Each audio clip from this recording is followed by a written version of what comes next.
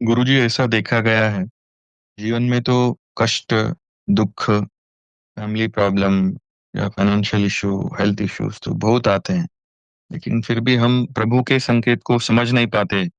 और इन सारे चीजों में जिसका कोई अंत नहीं, दुख या इसका जो प्रॉब्लम है, हम प्रभु के संकेत को क्यों नहीं समझ पाते? ऐसा है, आप हृदय रूप से इतने संपन्न नहीं हैं, इतने सेंसिटिव नहीं हैं कि उसके संकेतों को समझ सके। आप देखो, छुई मुंह का फूल होता है, उस पे उंगली दिखाओ तो वो मुरझा जाता है। और कुछ फूल ऐसे होते हैं, उनको मारते रहो तो भी वो नहीं खराब होते, मतलब वो नहीं झुकते। तो अगर आप उंगली दिखाने मात्र से ही समझ जाते हो और प्रभु के रास्ते पे चलने लगते हो, तो प्रभु आपको कष्ट नहीं देता। जब घोड़ा नहीं चलता है तो ही तो उसको चाबुक मारा जाता है। अगर वो चाबुक की छाया से ही चला जाए तो सवार उसको उसका हर तरफ से ख्याल रखता है।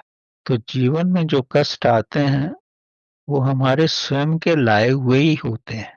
अगर शारीरिक कष्ट है तो इसका मतलब हम शरीर का पूर्ण रूप से ख्याल नहीं रख रहे हैं। अगर हमको सामाजिक कष्ट है, हमको ये नहीं मालूम कि जीवन में कैसे किसी के साथ रहा जाए। तो अगर आपको कष्ट हो रहा है तो आप अपने अंदर उसको जानने की कोशिश करो कि क्यों हो रहा है ऐसा। अगर अपने अंदर आप क्वेश्चन मार्क लगाओगे तो आपको मालूम पड़ जाएगा कि कहीं ना कहीं मैं ही इसका जिम्मेवार हूँ। बाहर से कोई नहीं कर रहा है, मैंने ही किसी के साथ जाने अनजाने में ऐसा किया है जिसका मेरे को प्रतिक्षेपण मिल रहा है। तो जो भी हो रहा है उसका संकेत मात्र से ही अगर अपने आप को आप सुधारने लगो तो प्रभु तक पहुंचना सरल हो जाएगा। अगर आप संकेत को ही दबाने लगो, दूसरे को ही ब्लेम करने लगो, तो फिर प्रभु तक पहुंचना मुश्किल हो जाए। प्रभु तो एक केवल संकेत देता है कि आप ठीक रास्ते पे आ जाओ और उस तक पहुंच सको। और हम उस संकेत को ना समझ करके अपनी और ही भावनाओं में बहते रहते हैं और प्रतिदिन उससे दूर ही होते। अब महात्मा बुद्ध को प्रभु ने क्या संकेत दिया? एक मृत व्यक्ति की अर्थी दिखा दी। तो उनको ये विचार आ गया कि हर एक को ऐसे ही जाना है तो जीने से क्या फायदा। वो जब छोटे थे, मुरझाए हुए पत्तियों को भी देखते थे तो उन्हें लगता था ये क्या है, कल तो इतनी हरी थी और आज ये हो गई। तो उनके दिल में इतनी नाजुकता थी, उनको इतना गहरी चोट पहुंची एक पत्ती को देख करके भी। उनको लगा मेरी भी तो ये अवस्था हो सकती है। और वो प्रभु की तरफ आ गए और उसकी खोज में निकल पड़े, न सब कुछ छोड़ करके, जैसे सब जगह आग लगी हुई।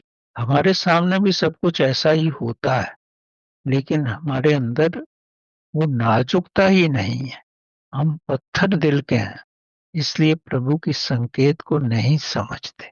अगर आपके अंदर कोई बीमारी हो रही है तो बीमारी एकदम नहीं आती, पहले उसका संकेत आता है, फिर धीरे धीरे वो बढ़ती है। आजकल तो विज्ञान ने ऐसा भी आविष्कार कर लिया है, जैसे मैंने लास्ट टाइम आपको बताया था, ऐसी इलेक्ट्रॉनिक फोटोग्राफी हो गई है जो आपकी एस्ट्रल बॉडी को देख के बता सकते हैं कि 6 महीने के बाद आपको ऐसी ऐसी बीमारियां होने वाली। तो उसका फिजिकल रूप में आपको कुछ तो असर होता है आपकी बॉडी में, लेकिन आप उसको नजरअंदाज कर। अगर उसी समय आप सेंसिटिव होकर उसको समझ जाएं और निदान कर लें तो वो ठीक हो जाएगी। इसीलिए प्रभु तो हर तरफ संकेत देता है, लेकिन हम ना तो संकेत को समझते हैं क्योंकि हमारा ध्यान तो दूसरे रूप में लगा रहता है, अपने स्वयं पे तो लगता नहीं। जैसे ही आपका ध्यान अपने स्वयं पे जाएगा, अपने आप पे जाएगा, तो आपको हर चीज का आभास हो जाएगा। स्वयं पे ध्यान जाना मतलब भगवान पे ध्यान। और जैसे ही उस तरफ ध्यान जाएगा तो आप प्रभु के साथ धीरे धीरे निकटता आती जाएगी। वास्तव में हमारे जीवन में ऐसा होता है कि हम दूसरे को अपने से अलग ही समझते हैं। अगर थोड़ी भी आपके अंदर आत्मिक भावना है, तो आपको ये समझने में देर नहीं लगेगी कि मेरे अंदर जो आत्मा है, दूसरे के अंदर भी वही आत्मा है। अगर उसको कष्ट हो रहा है, तो अगर ये समझो वो कष्ट जो उसको हो रहा है, मेरे को भी वही कष्ट है, होना शुरू हो रहा है उसको देख के। तो आप स्वयं को बचा लोगे और फिर उसको भी बचाने की कोशिश करो। तो प्रभु की तरफ जाने से आप ज्यादा सेंसिटिव हो जाते हैं, या प्रभु आपको सेंसिटिव बनाता है ताकि आप ऊपर जा सको, ऊंची यात्रा कर सको। और जैसे जैसे ऊंचाई पे जाना है, तो वैसे तो नाजुक बन के ही जाना पड़ता है ना, हैवी बन के तो नहीं जा सकते। तो अपने आप को सेंसिटिव बनाना, अपने आप को नाजुक बनाना, तभी आप प्रभु की वाइब्रेशंस भी महसूस कर सको। प्रभु तो बहुत डेलिकेट है, वो सब समझता है, और उसकी उसकी वाणी में भी डेलिकेसी रहती है। वो हर तरफ अपनी आवाज कर रहा है अनहद नाद करके, लेकिन हमको वो सुनाई नहीं पड़ती। वो सुनाई तभी पड़ेगी जब आप अपने अंदर से शांत हो जाओ। आप किसी समय, रात के समय, आप अकेले बैठ करके अपने विचारों से रहित होकर के उस अंधकार में उस ध्वनि को सुनने की कोशिश करो, तो आपको अवश्य सुनाई पड़ेगी।